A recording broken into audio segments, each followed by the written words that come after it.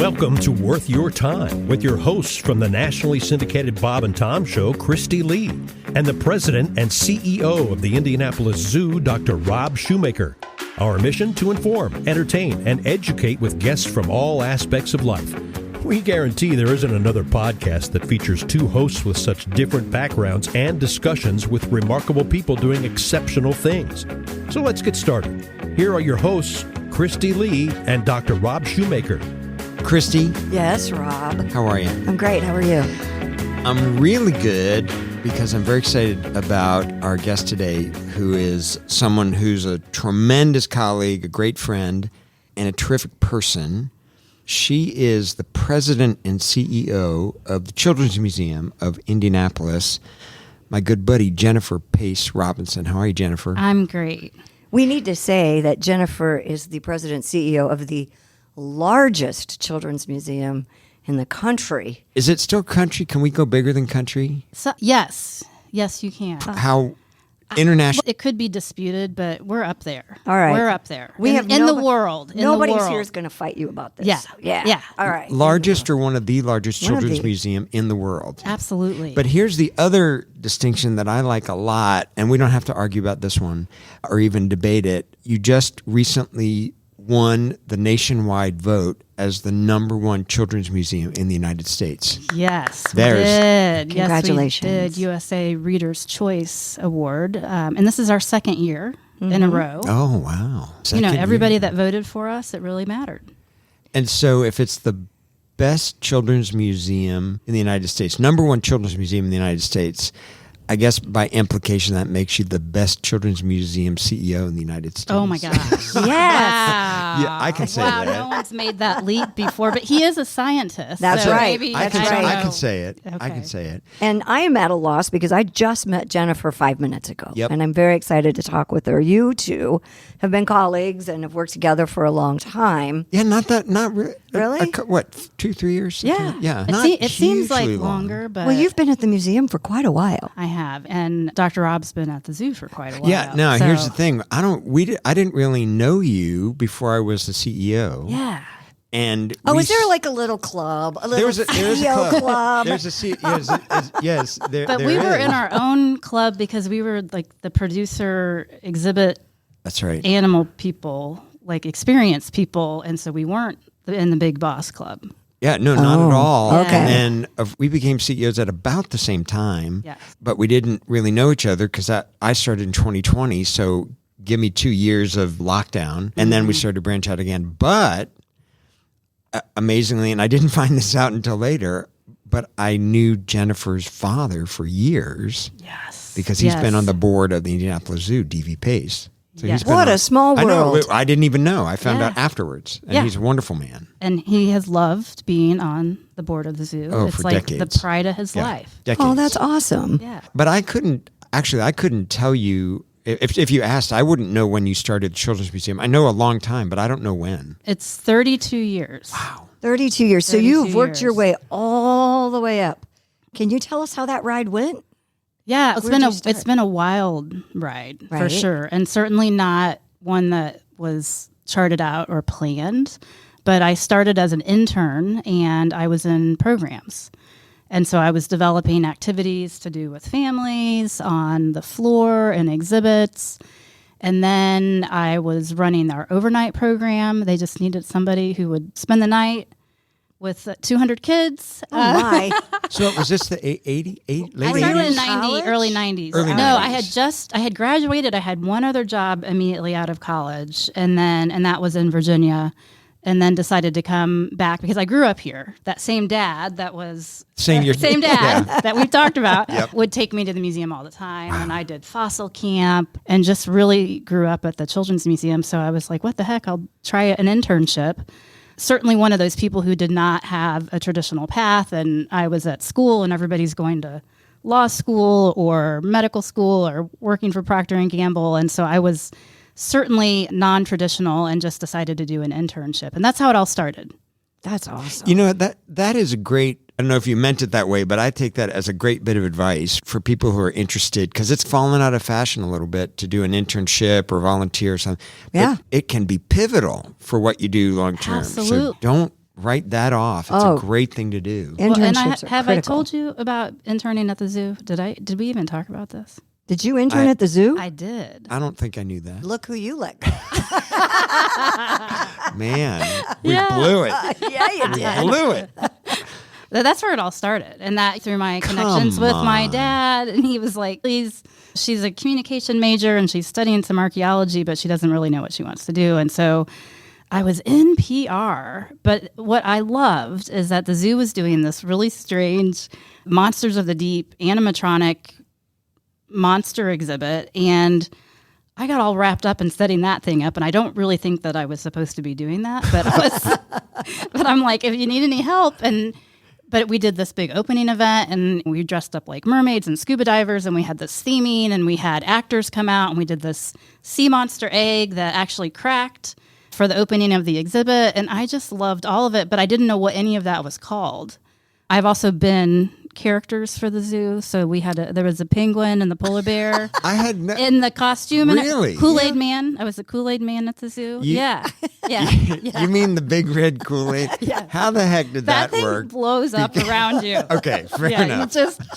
It was good training. I know you're for known for later in life when I know. went down into tombs. And Yeah. I'm serious. Oh, I want to get to that. claustrophobic. So Yeah, wanna I get know to how that. you are known for your colorful wardrobe, but I think the Kool-Aid Man's taken it a little and far. it's so interesting because people like to punch that sort of thing. But I was really willing to do anything. I think that's the long and the short of it is I was young and I wanted to try things out, and I was really trying to figure out what this job was, and it wasn't PR and it wasn't event planning, but it was part of the journey for sure. And I think that's very important, again, that sometimes I fell into this. I didn't think if you would have told me 37 years ago I'd still be in this building, I would have gone, yeah. 37 years in this building. Yeah, don't hold that against Wow. me. But They don't let we're her rare out. in It's these. continuous. We're rare in that Yeah, because you work your way up. I started doing weekends and you do what you got to do and take whatever job you can.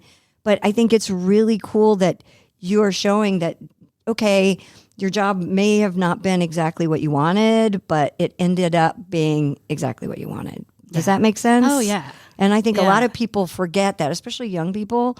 If we're talking to you and you're just out of college, you're not going to get your dream job right out of college. It's not going to happen. I wish I could tell you it would, but it's not. You have to open your eyes and be willing to take a chance. So where did you go from your internship, and then how did you progress all the way to the top? Yeah. Eventually, I was working part-time for several years and had a couple other part-time jobs on the side outside of, and I was a research assistant at IUPUI for a professor that I had in my undergrad. And again, not really feeling like I was charting a path, but eventually I got a full-time job at the Children's Museum. And I thought, wow, I have... And what was that? And that was back to the sea monsters. It was in the special exhibits. Sea monsters. It's serious. It was a special exhibit galleries, and it was creating programs and working on the floor. So I spent years talking to visitors, writing programs, leading programs, creating kind of the theming and the augmentation that would go with these temporary exhibits. Sometimes we would rent them. Sometimes we would develop them. But again, my job was the public face. So it was however the exhibit got there, whoever made it, I was responsible for bringing it to life and working on the floor. How does that work? How do you decide what exhibits you're going to put in a museum? See, I didn't even know at that point. Yeah. I was just, here's this exhibit about the Holocaust, this next exhibit about insects, another exhibit about flight. And so I was really taking whatever was given. And I didn't know about the process, but I knew there was this mythical group of people behind the curtain who were creating exhibits. And I was always curious about who those people were. And same to your question, how did they decide? But that was the great thing about the museum is that you could go talk to people. And as long as you were open-minded and they had a little bit of time, you could say, hey, I'm in special exhibits and I work on the floor, but how do you build an exhibit? How did this get in here? I was always curious about the people in the equation. So the team that was painting the walls or putting up the walls or taking down the walls and learning how they got in their jobs and what did they need to do their jobs. So I feel like I just did a lot of information gathering. And then it was like I was there when an opportunity came up. And it was like, oh, there's that Jennifer girl. Maybe she could do that. I like literally overheard some of my supervisors talking about, and bless them, because I think they were trying to put together a full-time job. And one of them said, I don't want to be responsible for putting paper out in exhibits and cleaning up the trash and putting out new pencils. And I love doing that, making an exhibit look amazing. And every visitor that comes in, it looks just as fresh as it did when it opened up. And I remember thinking, oh, how exciting that they want me to do a job where I get to put pencil and paper out. And so that's how it started. And through a series of lots of different opportunities, ended up in exhibit development and being in charge of bringing in the temporary exhibits and picking the rental exhibits and working with the team and figuring out what are our visitors interested in. And there's a marketing equation there where it was, what could we do that would make people want to come back if they haven't been in a while? What would make a member want to come more than once in the year? And so these special or these temporary exhibits were really that avenue to generate new and different interest in a really cool museum that had lots of permanent galleries already. Is there a museum marketplace where you go and they go, is there really? Yeah, so I did all that stuff too. We would go, cool. we developed, and we still do develop traveling exhibits, and we go to different meetings and we have a booth and we sell them, and it's a whole industry. I'm listening because I've been lucky enough to be at the museum many times. For people that haven't been there, I'm not sure it's easy to understand the scope of this place. It's a city block, right? Yes. Can you describe some of the major galleries so people understand? Yeah. And I think maybe it's a little unusual to think of a children's museum having galleries, but you do. We do. And we're also one of the few collecting children's museums. Wow. And I think Brooklyn, maybe Boston. But we started out, again, this was crowdsourced. It was 1925. People were part of this progressive education movement, and they wanted to start a children's museum. And it's all about, instead of don't touch, it was please touch. That was here in 1925. That was here in 1925. And that's how we started. And then with that, they just did a call. Do you have any cool stuff in your attic? Literally, like we have the newspaper clippings. We're going to start a children's museum. Do you have any cool stuff? We had wasps' nests. We had rocks. We still do. And that's grown. Now we have over 130,000 objects that we care for. And so, Dr. Rob, talking about the scope, is that storage is wild. Floors below the museum, and it stretches out, and we've got all of this infrastructure to care for dinosaur bones, and we have an ethnographic collection. We have a giant toy collection, of course. Oh, it's cool. Have you been down there? No, I've seen some of it. Yeah, I think I've taken you down to see the dinosaur bones. Oh, yeah. And you even gave me that tiny. We got to talk about. We're going to talk dinosaur about collecting, bones but I'll get to later, that. Yes. But is it possible? Can you say Can you even pick one thing that's your absolute favorite? No, I can't. And I get that. I get asked answer. that question a lot. But and then sometimes I've said whatever I'm working on, but that's not true, because you have these memories, those personal objects. I think families who've had some sort of amazing or even horrible thing happen to them. We have a collection from a Holocaust survivor who actually escaped Auschwitz as a teenager and ended up immigrating to the U.S. and settled in Michigan and then Indianapolis, and worked with me for years doing Holocaust-related exhibits. And when he passed away, his family donated the family archive. So I think about those black and white photos of him in Eastern Europe, and then pictures of him starting a soccer team in Michigan and then moving here. And so that's one favorite, but we have tons of pop culture. And we have a Holy Grail from Lucasfilm, from Indiana Jones, and what's the fake Holy Grail? But boy, is it cool to see? The actual prop from the movie. From the movie, yeah. The wooden chalice. Yeah, the cup of a carpenter. Wow. Yeah. So we've borrowed things from different movie houses. Everybody knows that scene. Oh my god! Of course, the Nazi's face melts off. It's Absolutely. everybody's favorite. Yeah. All right, movie spoiler. Come on. God, that movie's got to be 40 years old now. Yeah. Right? Yeah. So if you don't know it, watch it. Absolutely. I've never been at another children's museum besides ours. Compare it to a normal children's museum. Going back to Dr. Rob's question about galleries, we do have galleries that are themed. And so there's a repository for that large collection that I mentioned. And so that's different.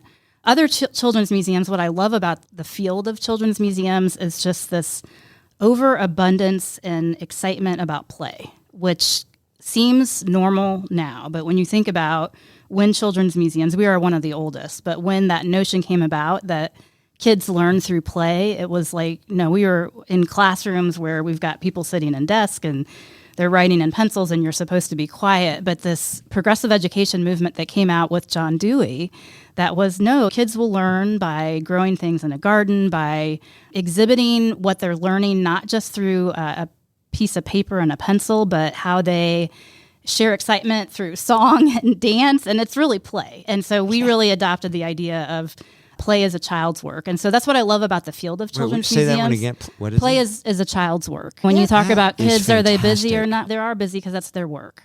They're practicing We'll for have the that real on world. You should have that on a T-shirt. We might have Put at it on one a mug. point. That is a great That's tagline. fantastic. Yeah, I that was love one of my that. mentors who said that. And a lot of museums are built around that concept. So you'll see the kinesthetic play and the climbing and the building blocks and increasing innovation in that field as far as confluence of technology and play.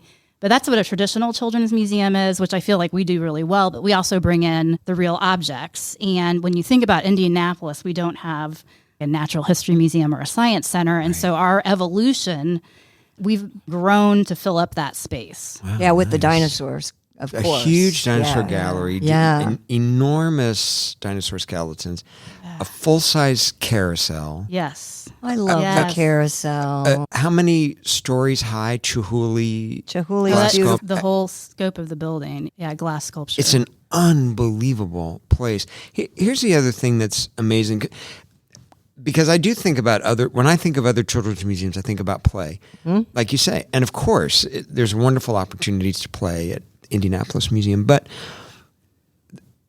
you've mentioned topics like the Holocaust, which you also cover, as well as many other topics.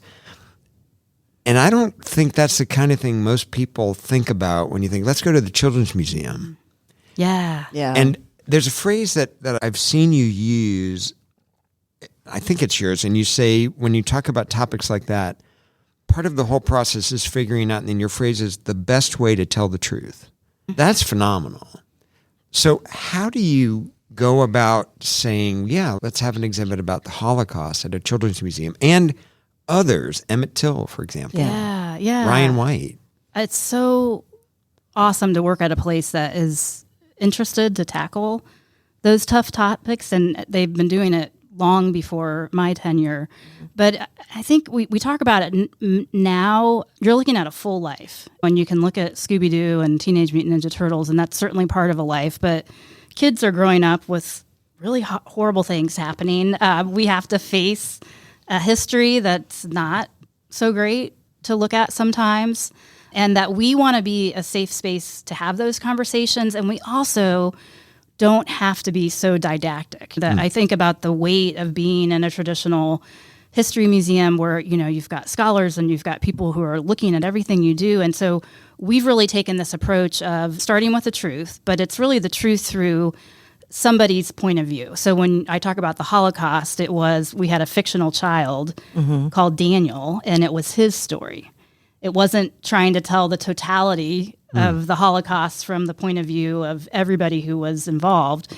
And so starting with the truth, I think about the Emmett Till exhibit, it was the truth through the voice of Emmett's cousin who was there when he was abducted. And then we can interpret it at a level where you're telling the truth, but we don't have to include all the things that may turn somebody off, because we're gonna put an age restriction on that gallery, but we also don't want it to be too horrific that you just shut down, you don't explore further. So that exhibit is really about humanity. That Emmett was a boy and he rode a bicycle and he was on a vacation and this horrible thing happened and he was murdered, and we have to talk about it. But I think we've really refined how we interpret what happened in a way that tells the truth, but is also sensitive to we really want to be a jumping off point so that when those kids or those families leave those spaces, that when they're developmentally appropriate, when they go into middle school and high school, they've got some meat to hook an idea on to be like, oh, I think I have an affinity with that. And I'm going to read more, and I'm going to read more about really the horrible parts of the story that we're not going to put in your face. And so it's really part of this interpretation with a North Star. And that's been my favorite part of the job, is figuring out who is the North Star for each project, who are we going to listen to. We think of ourselves as interpreters, but we're not experts. And so that does take the burden off of us, and it's instead of being a more traditional museum. Man. No surprise, best children's museum in the country. Oh, by far. My kid. Although I still have nightmares about making boats, but we'll talk about that later. You know exactly what you're talking what I'm about. talking Yeah, about? the water table The and the water boats. table and the boats yeah. and my it's my traumatic. goodness. Oh, Yeah. my kids loved Make those it to boats. the end. And those pool balls. And that's the beauty of the repetitive play that parents love to hate. But Right. boy, that mastery, that when a kid figures out that they I can have, make a ball. I can do it, and Yeah. I can repeat Yeah. it. I can make Yeah. it happen again. Yeah. We love those moments, and we purposely plan for them. So apologies to this. So, in addition to some of these bigger topics, you could go around the corner and play with Barbies. Yeah. Yeah. And Dora. And can you talk about that? How do you decide, we should do an exhibit on Barbie? Before the Barbie movie, by the way. was way before. before. Yeah, way this before. was way Well, that was wild because I was Barbie movie literally, I feel like we work well together. I was actually in LA at Mattel, and we were working on the second Barbie exhibit that we produced with them. And they said, hey, we're also doing this movie. We don't know how it's going to turn out. And I'm Little like, movie. Yeah, I'm like, okay, whatever, we'll see. And then I'm like, wow. So that's been fun. I think to answer the question, we try to have our finger on the pulse of what the public's interested in, whether that's listening to visitors, listening to our members. We do a ton of surveying. We do a ton of focus groups. It's just a way of life at the Children's Museum to get this continuous feedback. What are people interested in? But I can't stop. I'm at Target and I'm like, what are the toys that are new? I don't have young children any longer, but what are people watching? What are the movies coming out? So we have to have our network or our tentacles out all the time about what are families enjoying together, what are important topics, and really that has been my job for a long time, is to figure out what's that right mix. You know what I mean? And sometimes you can go explore a topic and it's a dead end. Sometimes it takes years to develop an idea. It takes years to get the right partner. But we're trying to do a mix of content areas, so science, humanities, arts, also a mix of age ranges. So sometimes we'll do things just for preschoolers. Sometimes we do things for school age kids. We love topics that appeal to intergenerational sharing. We have the Teenage Mutant Ninja Turtles right now. We've got parents who grew up with them, and so they can't wait to get their kids interested in it. We did Scooby-Doo. The Barbie is a perfect example. We've got 3-4 generations now that have played with. That's amazing. Yeah. Four Barbie. generations played with Barbies. Yeah. Look, I'm old. I had them. Did you have the Barbie in the black and white bathing suit? I did. If you did, Okay. that's really I'm not that old. the Okay. special. Yeah, that is a Barbie. special. Yeah. I have that Barbie, but when it was reissued. Okay. So it's Okay. not the original Okay. 59, but do have That's that impressive. Barbie. I have an Audrey Hepburn Barbie. I have a Pacers Barbie. I have a lot of Well, But people love to tell those stories. Though. Yeah. wow. You You know, probably we had- didn't know that about me, did you? I definitely did not know everybody's that. got a story. Yeah. What's been the most successful exhibit besides dinosaurs? Because that's obviously And that's perpetual. That's always and there. that's always there. Honestly, I would say that is one of the most successful because we're all about data, and we track how many people go in what space when, and Dinosphere is consistently the highest. So I would say Dinosphere, but also our heavy hands-on interactive spaces are really popular. We've got Dinosphere, but also our space exhibit is That is hugely, great. Oh, yeah, that's wildly huge. popular, with most of the people that come through the building go to the space exhibit. We have the little So- planetarium. And there's a planetarium. Yeah. I mean, when we talk It's about the great. museum, people think museum. planetarium, Yep. everything else. This, and what have we talked about? Maybe 25% of the museum so far, 30%, Yeah. something like that. Yeah. How We many haven't even gotten onto all the airplane yet and gone to the market.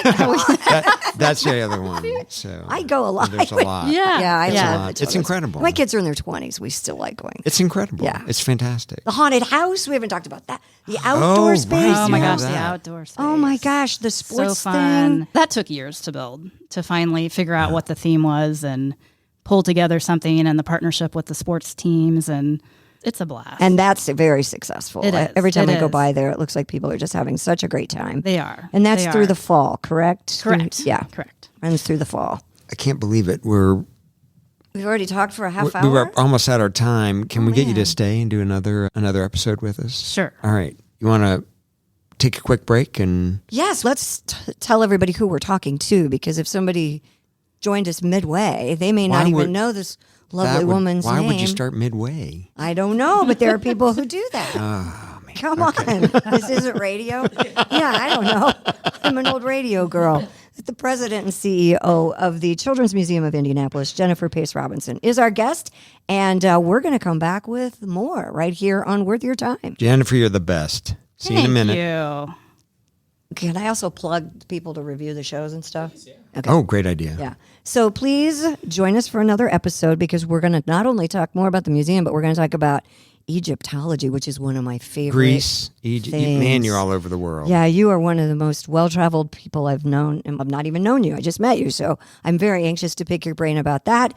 If you're a newcomer to Worth Your Time, we would love it if you could leave us a review and tell all your friends about us. Wherever you're listening to this podcast, be sure and push them that way. And we'll be back with more with our talk with Jennifer Pace Robinson. You've been listening to Worth Your Time with Dr. Rob Shumaker and Kristi Lee. If you like what you hear, please give a review wherever you get your podcasts. And don't forget to tell your friends. Word of mouth is the best compliment. Thanks to our producers, Chris Spangle of Leaders and Legends, LLC. You can reach him at leadersandlegends.net. Also, thanks to Sophie Ritz. I'm Christopher Geisen. Thanks for joining us.